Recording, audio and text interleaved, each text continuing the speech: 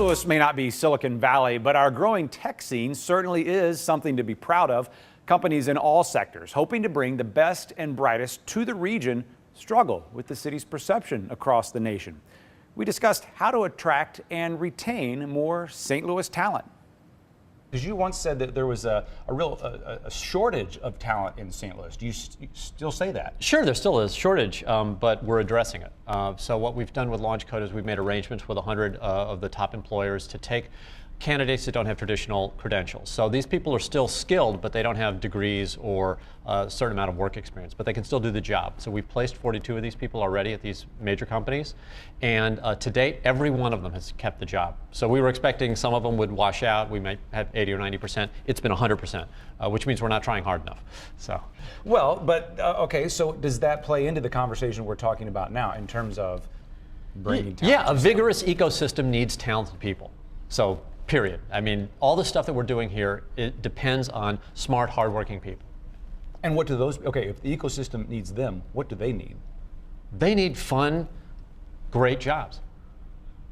And is this about making St. Louis cool, or is this a bigger mission here? Does this have implications for those who have a great job right now? Well, you know, the cool comes with it, you know.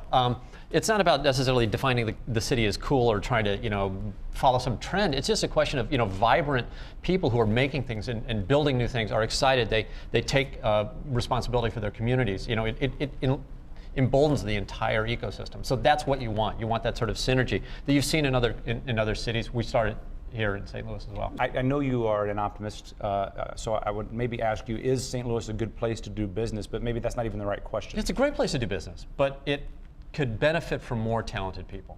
And that is a statement that applies all over the world. I was in Rome last week advising the Italian government on exactly the same thing. They're having the same problem in New York, having the same problem in Silicon Valley. It's a worldwide problem. We're just trying to address it locally better than any place else in the world.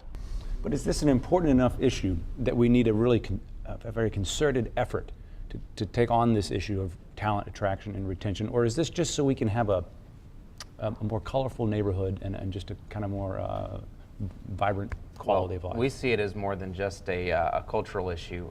I'm on the board of Arch Grants, which is an organization which was built entirely on the premise of the economic value of attracting new people and new talent to St. Louis. We actively try to recruit entrepreneurs from all over the world and have brought in entrepreneurs from all over the world with the purpose of building an entrepreneurial ecosystem to create a creative culture, specifically in the city, in downtown St. Louis. So it's something that we believe strongly in, and we give away $1 million a year, $20,000, $50,000 grants to incent companies and the founders of these companies to come to St. Louis and become part of this community and part of this culture to develop their company. And we believe that this is critical to creating the next big companies and the next big opportunities for the future of St. Louis.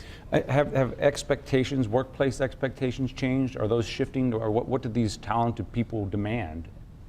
One of the things that Betsy said that I really agree with is they want to see more people like them. So if you're attracting entrepreneurs, they want to see more entrepreneurs. If you're attracting foreign-born talent, they want to see more foreign-born talent. So to your question, it is critical for the growth of the region is to have a diverse talent pool. Well, Katie and I work in the space of perception and shaping perception, and one of the things that hasn't been talked about tonight has been kind of how perception of a region is shaped. And one of the biggest challenges with St. Louis has been kind of, that I've seen in my 8.5 years here, has been kind of this historic parochialism that has plagued kind of every corner of it, that I've actually seen really dissipate over the last 5 years. And as a result, I think we're finally getting to the point where, as a region, we're ready to kind of address the issue of shaping perception. And where perception is shaped today is online through search engines. And because there's never been kind of a collective regional effort to shape the way that people perceive the region from outside, that's really never been done, because no one's really ever had, I don't want to say the authority, but taken a budget and said we need to really focus on the entire region. And so now you have people like Katie worked for Denny Coleman, working with Joe Reagan, working with Mayor Slay, working with Charlie Dooley, working with Mark Kern, that are looking at this region as a whole and saying, how can we really shape the perception of of the greater St. Louis region to help bring talent here, to bring investment here, to bring jobs here, to bring large companies here, to keep the Squares of the world here. So I mean, looking at it from more of a 50,000 square foot view, I think that's one of the biggest issues that needs to be addressed, and that's going to really have a huge impact on talent. And fortunately, I think it's something that is going to be addressed in the next year. The more involved in the city I've gotten, the more I realize this fits what I want in a city. The distinct neighborhoods have been really compelling to me, and I think that actually helps to solve the Google problem. If you're not Googling St. Louis and getting city and county and trying to suss those things out, if you're searching, I've heard of this neighborhood, I've heard of the Hill, and you start looking up the Hill, you start looking up Cherokee Lamp, you start looking up all of the other areas, all of a sudden you aren't getting crime results. You're getting the bars and restaurants in that area, you're getting Yelp results, you're getting the things that inspire you to not only to move somewhere, but to invest in that community.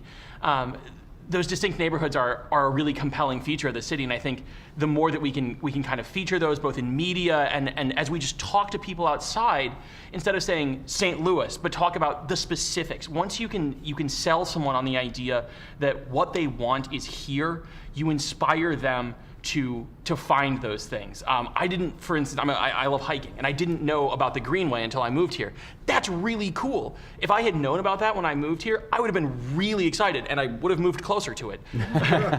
But getting those things out there and just letting people know what's available is critically important, because that's how you get someone who has an offer in Chicago, New York, St. Louis, and Minneapolis to go, St. Louis is a really compelling option, because it is a really compelling option. They just don't know it yet.